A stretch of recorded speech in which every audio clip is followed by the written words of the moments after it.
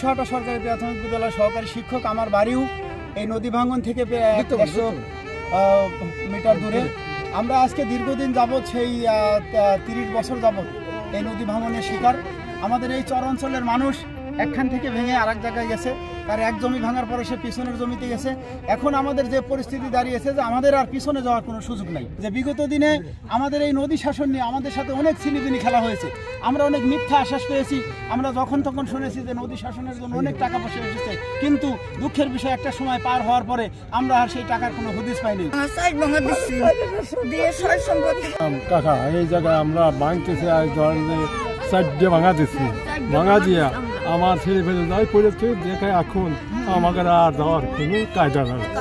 এমন জায়গায় যাবো 10 টাকা বুঝেই নাই, কিন্তু আর আমাদের বাঁচা কষ্ট আমরা 4-5 ভাঙা দিচ্ছি। এখন যে আমরা যাবো কোন জায়গায়, এটা আমাদের দাঁড়াইলের মতো আমরা টাকা নাই পয়সা নেই, যে অবস্থা করে যদি খাওয়া দেয় আমরা বেঁচে পড়তেছি। আমরা যাবো কোনে, সেই আমাদের নাই।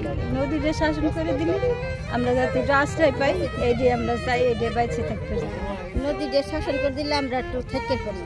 আমরা গরিব টাকা নাই পয়সা নেই, আমাদের কোহনে যাবো, কোহনে খারাপ বুঝছে, এইটুকু আমাদের আবেদন। মানে বিগত অনেক দূরে আমাদের বাড়ি ছিল, কিন্তু সেখান থেকে ভাঙতে ভাঙতে এই পর্যন্ত বিগত 2 বছর ভাঙনে একটু কম ছিল, কিন্তু আবার এইবারে তা শুরু হয়েছে। 1 সপ্তাহ যাবৎ প্রচুর পরিমাণে ভাঙতেছে, বাড়ি ঘরগুলো সরাসরি বাড়তেছে না, আবার আবাদি জমিগুলো ভেঙে যেতেছে। এই যে আবাদি জমিগুলো ভেঙে যাচ্ছে, গরিব মানুষ দেখা যায় যে একজনের 1 বিঘে 1.5 বিঘে জমি আছে, কিন্তু তারা চাষবাস করে খাইতো, কিন্তু তারা ভেঙে ছিঁড়ে গেলে অন্য জায়গায় তাদের কোনো জমিও নাই যে যা বাড়িঘর সেখানে যা করবে। কিন্তু আবার এখান থেকে বাড়িঘর ভেঙে অন্য জায়গায় যা অন্যের জমিতে রাখতেছে, তাও তারা বলতেছে যে না এখানে আমাদের দরকার, এখান থেকে বাড়িঘর সরাই নেন।